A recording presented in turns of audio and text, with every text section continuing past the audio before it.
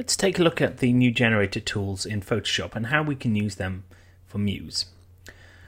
I've created a simple layout here, and we would be using the featured news widget with these tabs here, these triggers, and this would be the target area. So the graphics that we want to export are these little icons here, and we want them as PNGs. We also want, if we zoom out here, we also want the background image as a JPEG, and we're going to use that as a full page fill, so a scale to fill image within Muse. And what we can do now in Photoshop is we can name each one of those layers and the layer groups. So notice this icon here, let's say the About icon, so if we select that, we can see that switching on and off there. I'm just going to bring this up larger. I've named it about.png. I've got my effects applied to it, so we can see that I've used a color effect here, and I've got the opacity set to 80%. The other icons I've got, such as skills, social contact, I've named those as well with the .png format. So when I export or generate the assets for this from this PSD, from this Photoshop file, it will create those named items.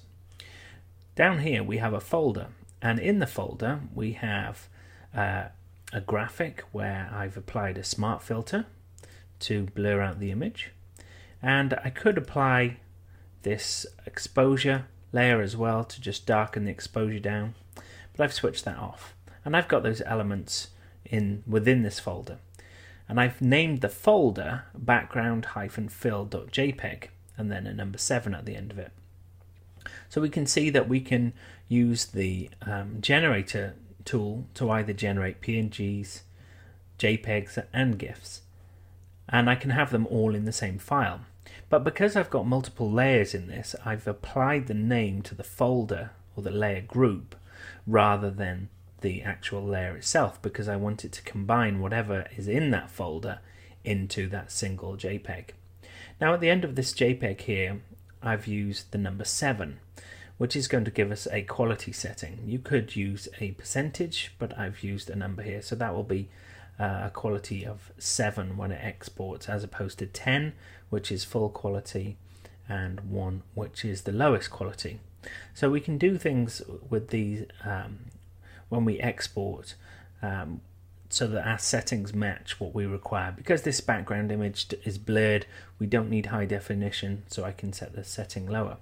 And there are some other suffixes that you can add to the end of your names to do different things, and we'll be covering that in a blog post on the MuseGrid site. So once I've created those, I'm going to file save as, and I'm going to save this onto my desktop. And now I'm going to go to File, go to Generate, and Generate Image Assets. So let's take a look at what we've got.